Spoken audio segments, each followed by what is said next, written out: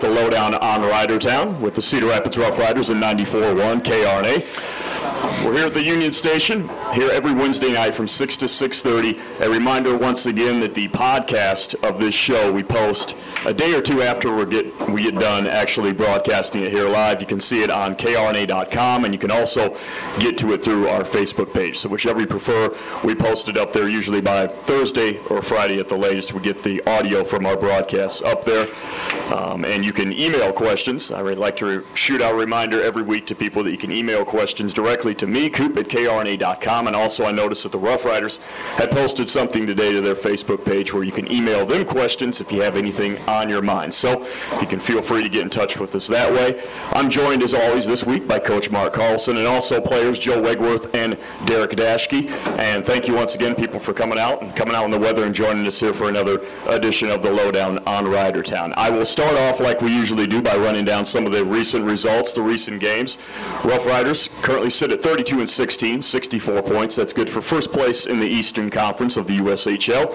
Had a split at Muskegon last weekend, Friday night a 3-2 win, and then Saturday a 4-1 loss. Coach, I'll start with you. Your thoughts on last week's action here as we head into a new week of games here. Well, I thought it was a pretty good weekend overall, Coop. I thought we played a lot of good hockey, continuing to learn to stay focused and play responsible for 60 minutes. But I thought overall there were a lot of positives. And when we have players on the show, especially when we have them on for the first time, I always run down their background, have them give us kind of a little snapshot of their journey here to Cedar Rapids. Derek, I'll start on your end. I wonder if you could kind of give us a background of your time before you wound up here with the Rough Riders. I played my youth hockey in Michigan. I played for the Oakland Junior Grizzlies. I played 2 years there with their AAA program, and then I came here, and now I'm here. What got you initially into the game of hockey? Was it a family thing for you or just something that you were interested in by yourself? It's kind of weird. No one in my family really played hockey before. I used to love watching the Red Wings when I was little, and I just loved it. And I convinced my parents to take me out and start getting me skating. Joe, how about your background in the game of hockey and also just your background in general before coming here to Cedar Rapids? My dad, I was born in Minnesota, so it's kind of like religion in Minnesota. Everybody plays hockey, and so my dad kind of got me into it, and we moved to New York, which is where I played most of my youth hockey, and before coming to Cedar Rapids, I played 2 years at the National Development Program in Ann Arbor, and I started the year this year in Green Bay, and then was traded here, and it's been great ever since. I was going to say, we talked about you a few weeks ago, fairly new to this team. What are your thoughts been so far with the Rough Riders since you've joined here in Cedar Rapids? It's been great. I mean, it's a dedicated group of guys and just a team that is focused on winning. And when you're around a group of guys like that, then it just makes everything that much more fun. What's that been like for you to make that transition, make the move from Green Bay to coming here to Cedar Rapids and getting kind of acclimated not only with the organization but also with the town here and getting used to everything? I think I have a lot of credit to my teammates for helping me get acclimated real fast, and also my billets. They're here tonight just doing a great job of making me feel comfortable right away, which really makes the transition really smooth. And as far as, you're a new person on this team, what do you feel like you bring to this team in terms of skill set? What kind of additions do you bring as a player? I think I'm really good kind of in the offensive zone below the hash marks and pretty reliable in my own end. But I also think having this be my third year in the league, I think I can be relied on for a lot of leadership and, just somebody that can be there for the younger guys, kind of show them the ropes a little bit and kind of be an example for how to win and what it's going to take. Now, both of you guys have college commitments. Derek, I'll start with you. You've committed to play hockey at Western Michigan, probably close to home for you. What went into that decision, and why'd you decide on Western Michigan? What mostly went in is they just seemed like they really were interested in me, and it's only a 2-hour drive from my house, so it was really nice. The head coach there, Andy Murray, does a great job, and he's well respected in the hockey community. And Joe, you've committed to Notre Dame. Why did you choose the Irish? What kind of fell into place for you with Notre Dame? It was the first school I visited, but, I took my time, I looked around, but at the end, nothing really matched the feeling that I got when I stepped on campus at Notre Dame, with it being a Catholic university and obviously the degree that can come from getting an education there, on top of a brand new rink and great recruits. Everything just seemed to fall into place. Now you have a pretty cool distinction too, a pretty cool story, drafted by the NHL's Florida Panthers. What was that like in that moment for you when you were drafted by an NHL franchise? It was a very humbling day for sure. I was very fortunate enough to share it with some close friends and family. It was just kind of it's probably the coolest thing that's happened to me. I mean, you work so hard to get there, but it's only a snapshot in time, and you've got so much more work to do before you actually get there. And Coach, we see a lot of these players have college commitments in place, and obviously that's one of the goals when they go through this organization. What's the level of interaction, I wonder, between colleges and the Rough Riders? I mean, do colleges openly scout players? How does that whole process work? Well, it's a little bit different now than it was 8-9 years ago, where a lot of players are committing to colleges at a much younger age now. So there's not as many phone calls in September, October, November like there used to be. Now the calls are more kind of, I guess, spread out throughout the course of the year, with coaches just calling to kind of check in and see how guys are doing and see if they're working hard and doing well off the ice and those kinds of things. I'll take a brief moment here before we get back to questions to just remind people here, we've got a couple more weeks for you to vote as a part of what they're calling Craft Hockeyville, and you can go to crafthockeyville.com. I know the Rough Riders, I think they posted something a few weeks ago about this, and we covered it on the show about a month ago.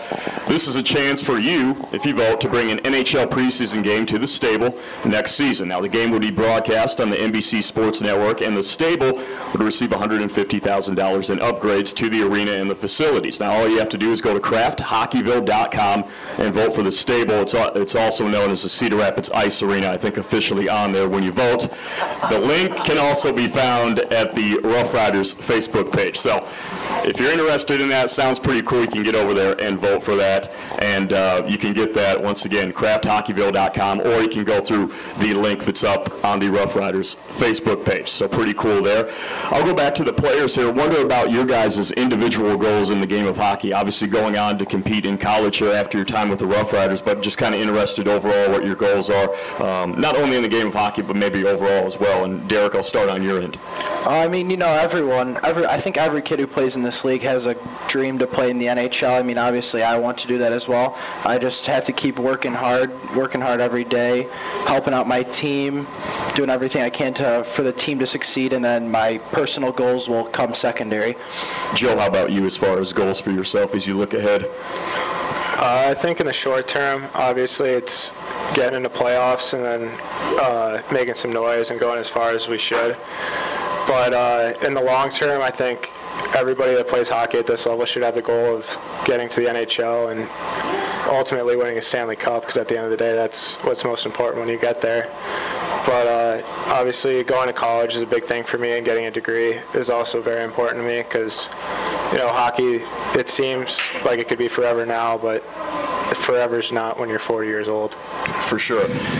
And I like to cover this when we have players on as well, is if you guys have a chance to catch some NHL action, and if so, who's a favorite NHL player of yours, maybe somebody you look up to or try to emulate, maybe pattern your game off of? Joe, I'll start with you.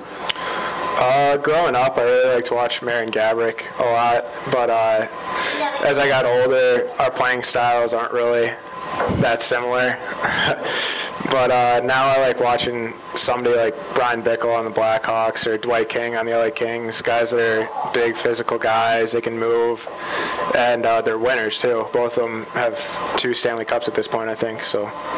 Derek, how about you? Somebody that you kind of look up to or emulate in the NHL? Growing up, I really like Nick Lindstrom playing on the Red Wings. Like Joe said, he's a winner. Like, he won 3-4 Stanley Cups in the NHL. But now, since he's retired, I like a guy like Ryan Suter on the Minnesota. And, Coach, we've talked a little bit about the NHL and the Rough Riders we know is a developmental program, these kids going on to college and then hopefully progressing even further beyond that. You've had several players that have made it to the NHL. I wonder, do you keep in contact with them, and do you have much of a chance to kind of keep your eyes on action that's going on both in the NHL and maybe even college hockey as well? Yeah, I try to follow all the guys. With the internet, it makes it a lot easier to get on there and check scores and those kinds of things. And there's some guys that I might text with every once in a while, but those guys are pretty busy, during the year. So I don't talk to them a ton during the season. But we're always watching them on TV when we can and checking the box scores on the internet.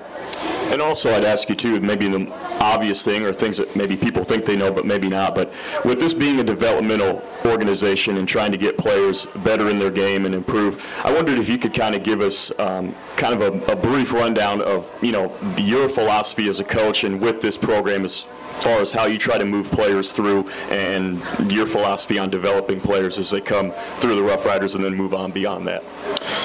Well, I think a lot of it has to do with how we kind of try to live life on a daily basis and go about things with discipline and learning to be a good teammate and put the team first and work ethic and really a whole bunch of things that are going to help you move on in life and be successful no matter what you're doing. Battling adversity. Last weekend, for instance, we were short a whole bunch of guys, and there's no excuses, and our guys found a way to go out and win a hockey game there on Friday and possibly even played better on Saturday, but the result just happened to go the other way. So things like that, life lessons, I think those things all factor into going on and being a good pro athlete. And when you're dealt with something like injuries like that, how do you manage that not only as a coach but also as someone who's in the role of making moves with players, but when you get to a certain extent where the depth really isn't there when you suffer injuries or those sorts of things happen to you? Well, I think first of all, you have to take a positive approach to it, and it's an opportunity for guys to step up, and then you got to let the guys know that we're not in the excuse business. There's no excuses, and that's usually pretty easy to get across. And I think our guys have responded extremely, extremely well to that throughout the course of the year, and I think that's a big credit to them. And I'll ask you guys, too, as players, we hear Coach speak a lot about one game at a time and about a no-excuse mindset. I wonder how that's helped you in your game personally as a player coming here with the Rough Riders. And, Derek, I'll start with you. It's really helped me out a lot. I was playing midget hockey last year, and this year's my first year in the league, and he just has really taught me that, there's no excuses and, you're accountable for everything. Joe, I'll ask you as well. I know you're a fairly new member on the team, but what have you been able to take away so far from being with the Rough Riders? Obviously, he's taught me that it's a long season, and you got to take it one day at a time, one practice at a time. When you start looking ahead, that's when it gets overwhelming, and that's when stuff can start to kind of fall out of place. So you just got to stick to a game plan, stay focused, take it one day at a time, and everything's going to fall into place that way. And what was your biggest adjustment in coming to the USHL? Was there something that you really had to get acclimated to with the league? I know a lot of guys talk about the speed when they come up to this rank. Is that the same sort of experience that you had, Joe? I'll start with you. Yeah. Coming into the league, I was 15 or 16 years old, so it was obviously a big adjustment for me. I think the biggest thing for me was I was always used to being the biggest, strongest kid on the ice, and at 16 playing against 20-year-olds, that wasn't the case anymore. So I had to find a way to still be effective out there, but still utilize my size in a way. Derek, how about you? What was the biggest adjustment you had to make coming to this league? The speed is a major thing, and the same thing as Joe. To start the year I was 16, now I'm 17, but the guys are a lot bigger, a lot stronger, older, but it's no excuse, but it was just harder, to keep up, and, before I was able to get away with things, being out of position, a couple inches, but where in this league, it's a huge difference. If you're out of place, they capitalize and can score a goal. I'll take a few minutes here to talk about things that are happening off the ice. I wonder if you guys can give us kind of a snapshot of what you like to do or what you have to do outside of the game of hockey. We obviously know that you guys have lives outside of the rink, and kind of give us an idea of what you do on a daily basis. Derek, I'll start with you. I'm in high school. I go to Washington High School, so I get up every morning around 6:30, eat breakfast, go to school. I got out of school at about 12:10, and then I come to the rink. I eat lunch at the rink. Then my billet mom packs, and she does a great job. And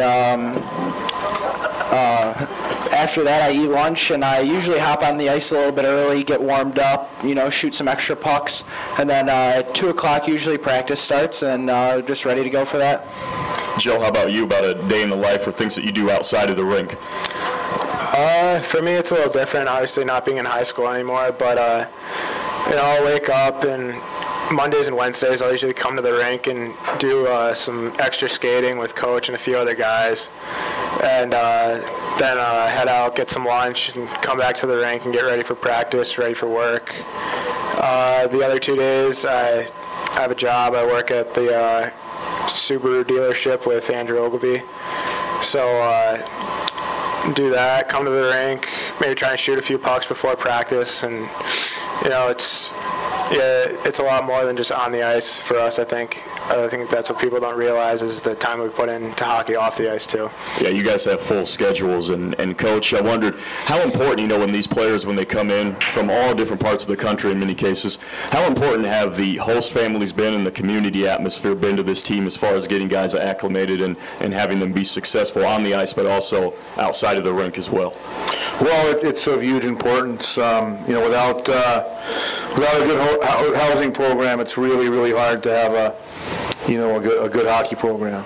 There's no question, and we've been here now, 16 years. We've had lots of people, house for us, and we have one of our housing coordinators here tonight, Joanne Perez, who has done a fabulous job, and her and Janelle Banowitz are working together now, and they're really the ones that are kind of on call, all year long, and even in the summer when we're looking for new families and trying to, place players and match people up and those kinds of things. And so it's an awful lot of work, and we got to give all of our past and present housing families just a huge thank you. And how has that been like for you guys as players, being able to have a host family and kind of acclimate to that? Derek, I'll start with you.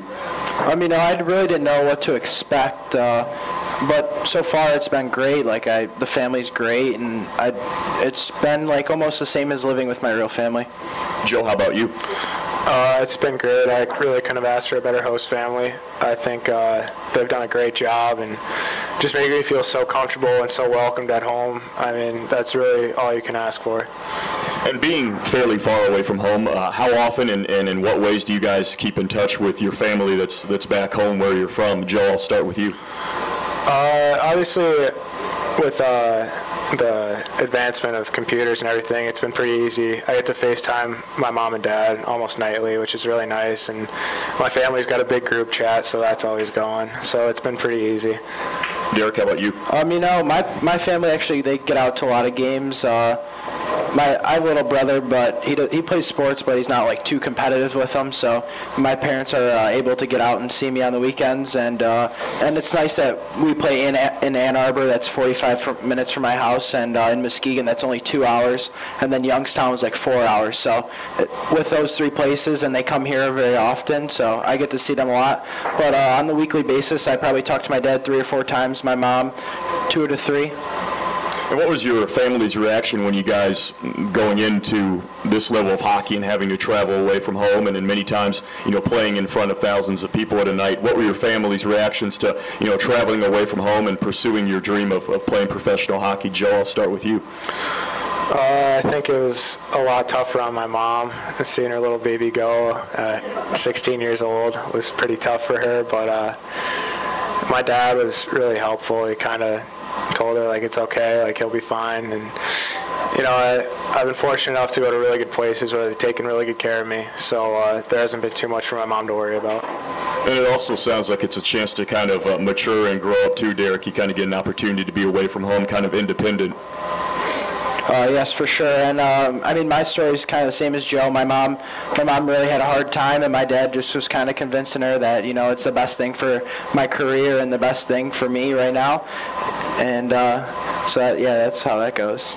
And you had a pretty unique opportunity. We're speaking of travels, traveled a lot further away than just from Cedar Rapids, from your hometown. You had the opportunity to go to Germany to compete on Team USA as a part of the Under-17 Five Nations tournament. I wondered if you could kind of let us know what that experience was like and what it was like to go over to another country to compete. Sounds like it's a pretty cool opportunity. Yeah, I mean, it was unbelievable. I mean, just to get selected for it was an amazing experience. I mean, I was with a lot of amazing kids from all over the United States, and it was just an unreal experience. It was very nice. The USA Hockey does a very good job with sending us over. We stayed in very nice hotels, flew on a nice plane, and it was everything everything went the way it should. And what's that level of competition like at that tournament? I have to believe these are some of the better players around the world that you're competing up against. What was that like as far as on the ice to go up against those people in competition? You know, it was hard. The kids were fast and they were all pretty good. We played against the European teams, so they weren't as physical, but they were very skilled.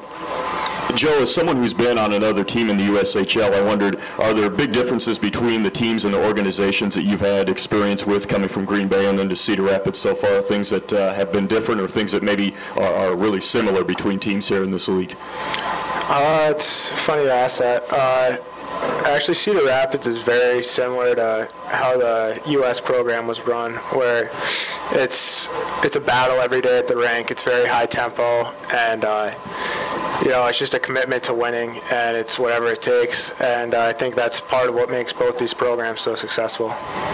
Derek, you've been here a while, so I'll kind of touch on this with you. I know, Joe, you're new, but with the community outreach that the team does, I like to kind of ask players that have been on and that have been with the Rough Riders for at least a significant period of time, if there's something that they've enjoyed about getting out in the community and an event that they've liked to do when they've gotten out there in Cedar Rapids. And kind of, I know things, a lot of players have mentioned they really like working with the kids. You've had some opportunities to do that. I wondered if there's something that sticks out in your mind. With being in high school, I don't get the chance to get out that much and do many things with the younger community, but every little kids come to the rink all the time. It's always nice to talk to them, and the kids at my high school are very accepting, and they think it's kind of cool that I'm not from the same area, and they're nice at least.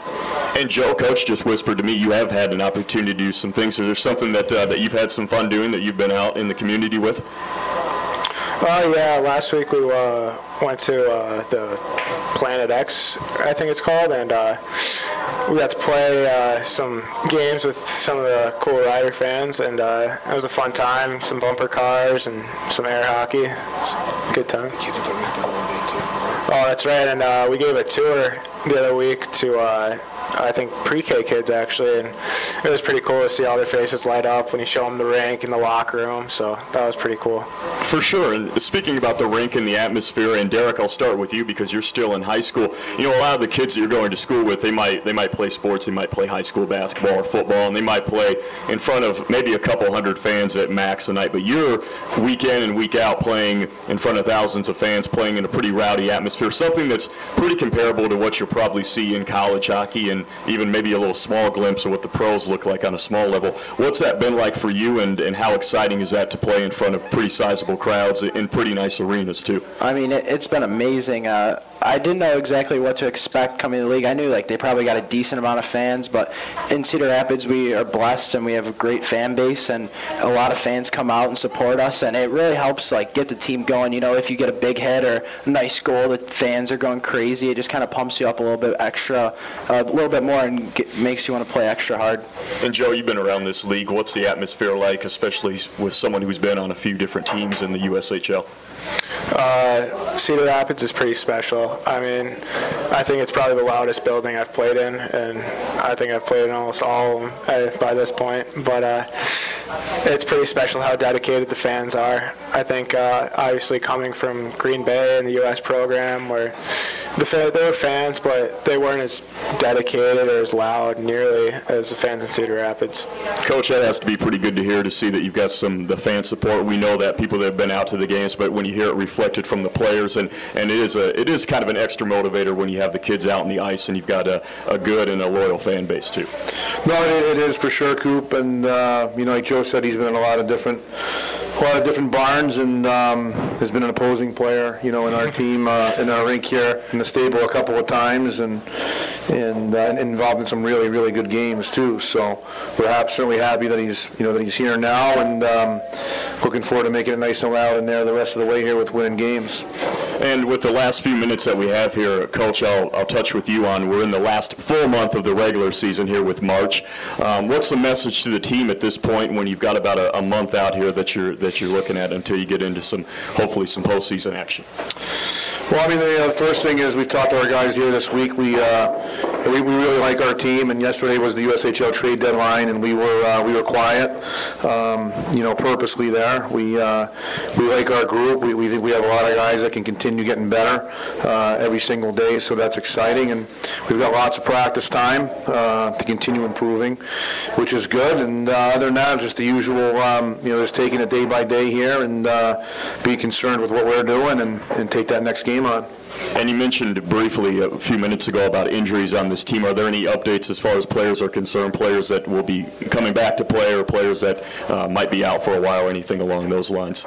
Well, we're getting pretty close to a full lineup here, so I'm hoping that we're going to have everybody available this weekend. And time goes by fast, and we haven't had everyone available since early December. So even when it's one guy, it can make a huge difference for you. So, and that's kind of how it's been for us for a number of different reasons. So it'll be good to get that competitiveness back within our lineup and have a lot of options, and looking forward to it.